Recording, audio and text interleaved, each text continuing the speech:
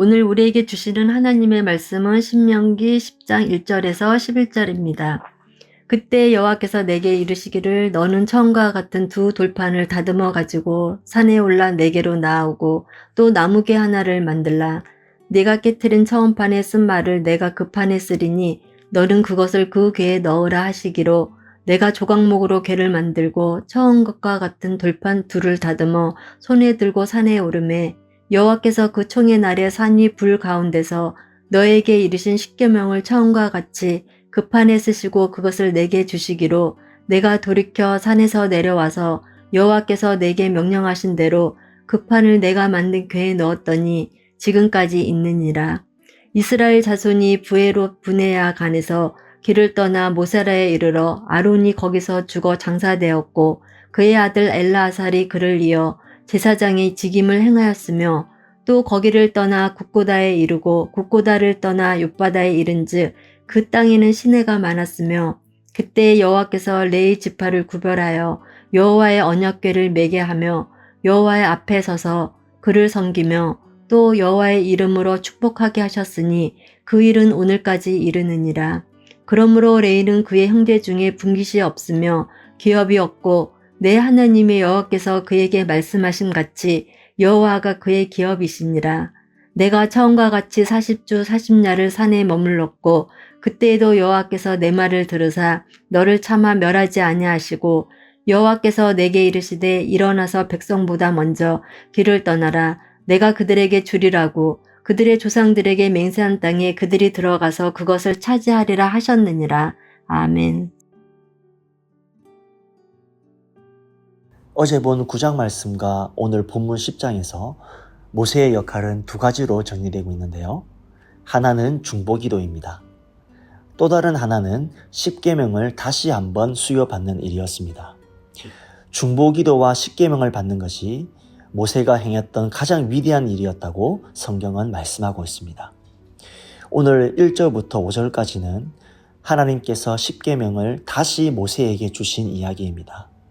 과거 금송아지 사건으로 인해서 모세가 십계명을 던져 깨트려 버렸기 때문에 하나님께로부터 다시 십계명을 수여받아야 했습니다. 이 말씀은 무엇을 뜻합니까?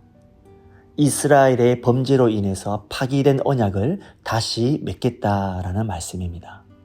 근데 여러분, 이 모세가 십계명을 던져서 깨트린 것은 이스라엘 백성들이 금송아지를 섬기는 걸 보고 화가 나서 던져서 깨뜨렸지만 이것은 단지 모세의 혈기로 인해서 십계명 돌판이 깨졌다라는 것을 의미하지는 않습니다.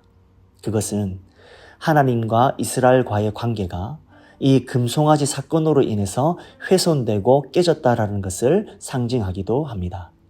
그래서 오늘 10장 본문에 하나님께서 십계명을 다시 새롭게 주시는 것은 하나님과 이스라엘과의 관계가 재정립되는 시작을 보여주는 중요한 장면입니다. 여기서 우리가 주목해 봐야 할 것이 있는데요. 모세가 하나님께로부터 십계명을 두 번째 수여받았지만 각각 다른 것을 받은 것이 아니다라는 사실입니다.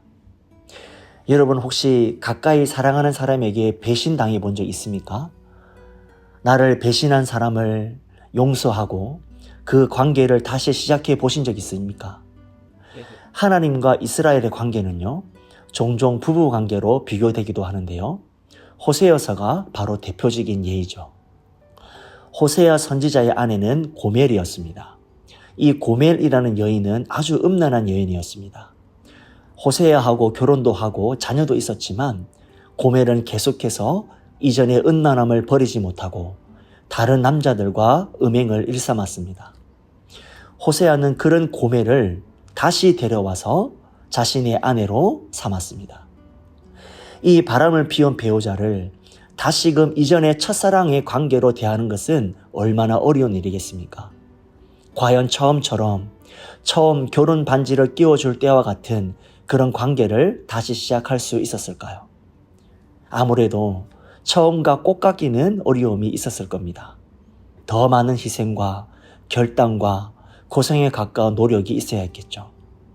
하나님의 은혜가 없이는 불가능했을 겁니다. 지금 하나님께서 자신을 배신하고 금송아지를 섬겼던 이스라엘에게 다시금 십계명을 수여하는 일은 그와 같이 어려운 일이었음을 우리는 간과해서는 안 되겠습니다. 그냥 십계명이 깨졌으니까 다시 주셨구나. 그게 아니고요. 깨진 관계를 다시 한번 시작하는 더 큰 하나님의 사랑이 쓰여 있음을 우리가 볼 수 있어야 합니다. 그래서 오늘 본문에 무려 3번이나 반복되는 감격적인 말씀이 있는데요. 1절, 3절, 10절에 처음과 같다라는 말씀이 반복되고 있습니다. 1절, 여호와께서 이르시기를 너는 처음과 같은 두 돌판을 다듬어 가지고, 3절에 처음 것과 같은 돌판 둘을 다듬어 그랬습니다. 그리고 10절에도 내가 처음과 같이 그랬어요.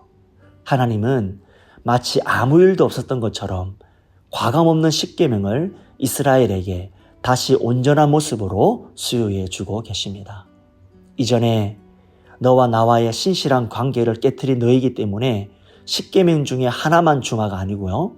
다시 10개의 온전한 계명을 너희에게 주겠노라 하는 신실하심을 나타내고 있습니다. 그런데 두 번째 십계명을 주실 때 첫 번째 주실 때와 달리 궤에 넣어 보관하도록 하고 있는데요. 2절 말씀입니다. 내가 깨뜨린 처음 판에 쓴 말을 내가 그 판에 쓰리니 너는 그것을 그 궤에 넣어라 하시기로 그랬죠. 그런데 그 궤는 그냥 궤가 아니라 언약궤입니다. 약속의 궤입니다.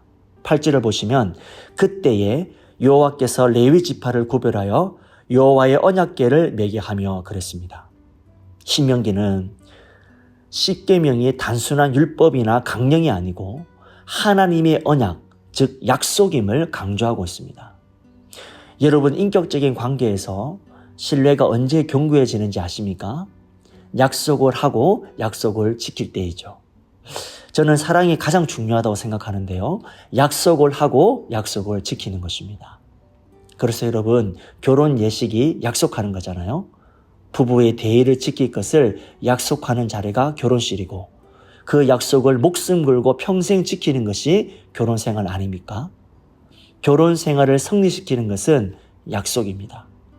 신명기에서는 하나님의 약속이 담긴 이 언약궤가 신앙의 중심을 차지합니다. 그래서 신명기의 신앙에서는 예루살렘 성전이나 성전에서 드리는 예배보다도 하나님과 다시 체결한 약속의 말씀을 지키는 것을 더 중요하게 말씀하고 있습니다. 우리가 과거 코로나로 인해서 성전에서 모이는 것이 더 어려워졌죠. 지금도 그 여파가 있습니다. 그러나 우리는 언제 어디서든지 하나님의 말씀대로 살아갈 수 있습니다. 그리고 우리가 하나님의 말씀대로 사는 그 순간 십계명의 말씀대로 하나님을 사랑하고 이웃을 사랑하는 바로 그 순간 하나님의 임재는 우리와 함께 하실 것입니다. 그래서 오늘 본문에서는 특별히 이 하나님의 약속을 현장에서 지키며 살 수 있도록 언약교회를 지키는 레위 지파를 구별하여 말씀하고 있는데요. 그들의 기업은 여호와 하나님이었습니다. 여러분, 이 레위 지파는요, 이스라엘의 12지파 중에 다른 지파와 달리 기업이 따로 없었습니다. 9절에서 그것을 이야기하고 있는데요. 그들의 기업은 여호와 하나님이었습니다. 레위 지파는 하나님을 자신의 몫으로 받았습니다. 레위 지파는 단지 오늘날 목회자를 의미하는 것일 뿐만 아니라 하나님의 택함을 받는 자녀들도 레위 지파라고 할 수 있는데요. 사랑하는 성도님 여러분, 우리의 기업은 하나님이십니다.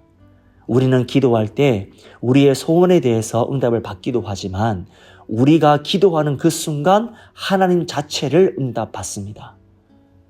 우리가 새벽에 또 날마다 기도를 시작하는 그 순간 하나님께서 우리의 기도를 기울여 들어주시면서 하나님 당신 자신을 우리에게 주시는 것이죠.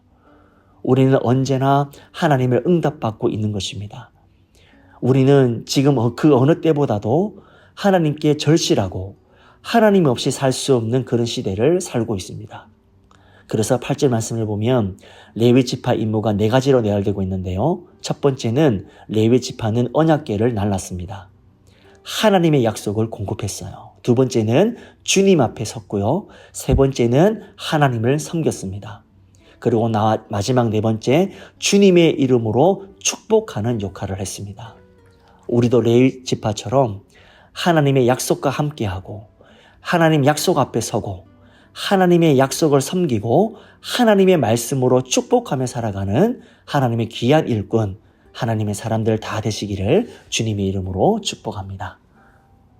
기도하겠습니다. 첫 번째, 우리의 죄악에도 불구하고 언제나 우리를 처음 대하시는 것처럼 언제나 한결같으신 하나님의 사랑과 용서에 감사드리며 우리도 신실하신 하나님 앞에서 살아가게 하소서.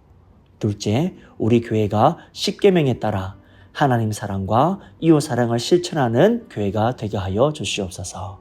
함께 기도하겠습니다.